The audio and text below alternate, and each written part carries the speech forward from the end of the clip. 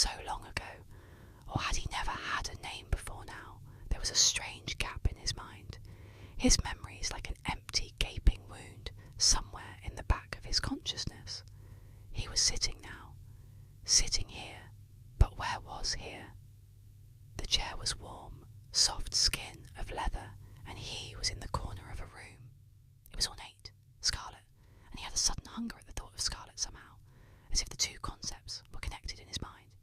Across the far wall were books, leather-bound, placed neatly on a shelf, behind glass.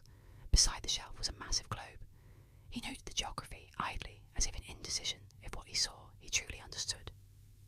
He stood up then, on oddly shaking legs, uncertain of his gait, as if he were missing something in his stride. He crossed the room, crossed the ornate spiderweb pattern of the carpet, and gazed at the globe a moment before turning to the books.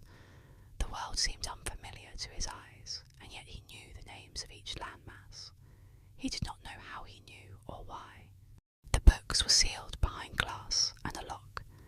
He reached instinctively into his coat pocket and found a key, a twisted piece of metal arranged almost in likeness of a beast's claw. Then he glanced back, realizing it was just an ordinary key, put it into the lock and drew out a book to read. He returned to his chair and opened the novel.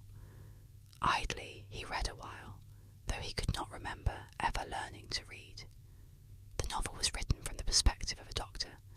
He was working in the English countryside, attempting to augment other forms of life. He began by working on insects, gradually changing what they were into something else. He had described how he had turned small beetles closer into creatures like human beings, but they seldom survived long. Often, for some reason, he could not understand, some portion of their former selves clung to them.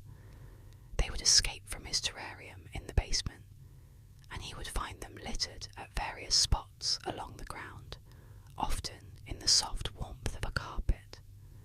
Each one had somehow committed suicide. Considering them a failure, he had moved on to dogs. They proved better able to survive the change. He noted how one had gradually become almost a woman, her form closer to what he desired, though he was preoccupied with creating a male specimen.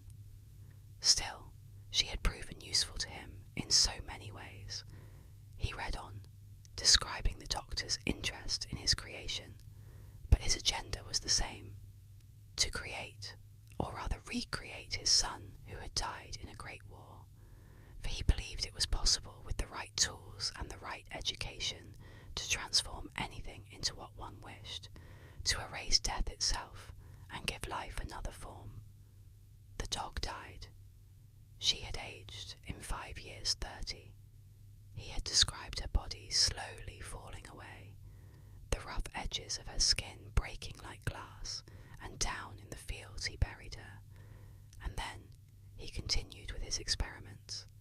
He never mentioned her again, nor did he mention how he had acquired the tiger, some great ravenous beast who had mauled 2 men.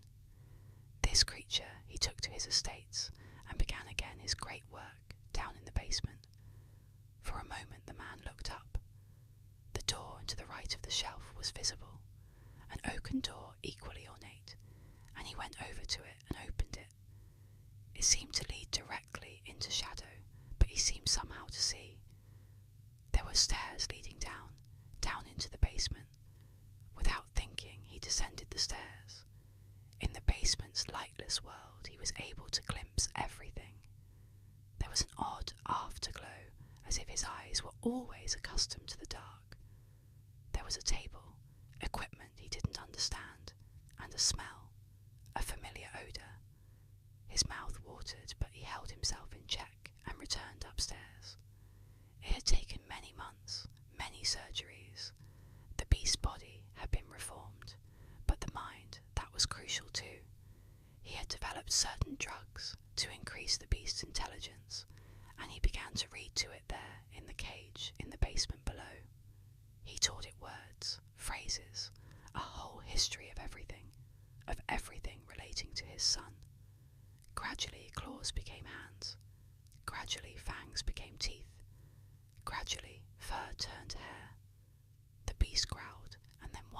said his name. Ecstatic, the doctor revelled in his new child, in the almost man. He loved him as a son, and more than a son. Eventually he found his new child clothes to wear. Eventually, but there was still some portion of the beast left. The doctor noted how his child mentioned the roar of some creature across the moors. He said it was his imagination, but his child was not so sure. Dressed in the right suits, speaking the right tongue, the doctor believed eventually he would utterly become his son. And then, that night, the thunderstorm struck. There was nothing else. The man glanced up behind him at the window. He turned back to the novel and then realised for the first time it was written by hand. The hand was familiar, yet he had not noticed it before. And then, just for a moment, the man glanced down at the carpet and something caught his eye. A strange jewel was there, buried in the scarlet and gold fabric. He went over and picked it up, and then he returned to his chair, the book nestled like a sleeping animal to one side. He studied the jewel then. It was oddly elongated, and he realised it had 4 small juttings emanating from it. They were like little taperings of green, and he understood it was a beetle he was looking at. Its shell had seemed a jewel to his eyes. Then he turned it over and almost screamed. Its face was not the face of a beetle, but of a man. It appeared like a man's face, and the limbs were human limbs, distorted and broken. Its body held small patches of skin intermingled with its own former armour, and he gazed in agony at its features.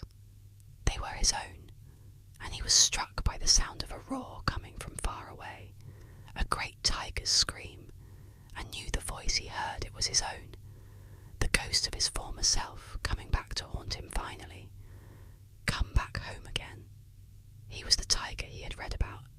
He was the almost man. And then he noticed the door, not the one to the basement, but to the right of him. It was a bedroom, he knew, and he went to it and opened it, to reveal the bloody scene. His father's body had been eviscerated, cut and severed and torn.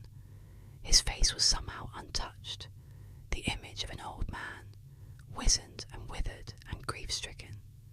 Even in death, in that white room, there was no trace of fear or rage, just a deepening sadness as his son had reverted to his former form and tore his prey apart.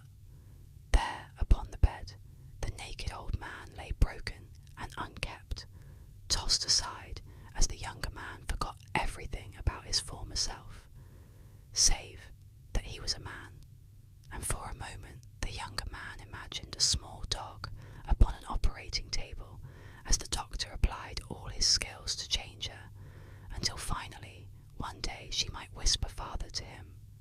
And then, closing the door, the young man went to the chair and sat in it, still as glass. He sat and closed his eyes, and a moment later opened them again.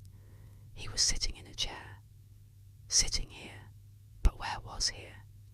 He did not know again. The end. Thank you for listening. If you like our recordings, consider liking this video and subscribing to our channel so you don't miss any more audiobooks.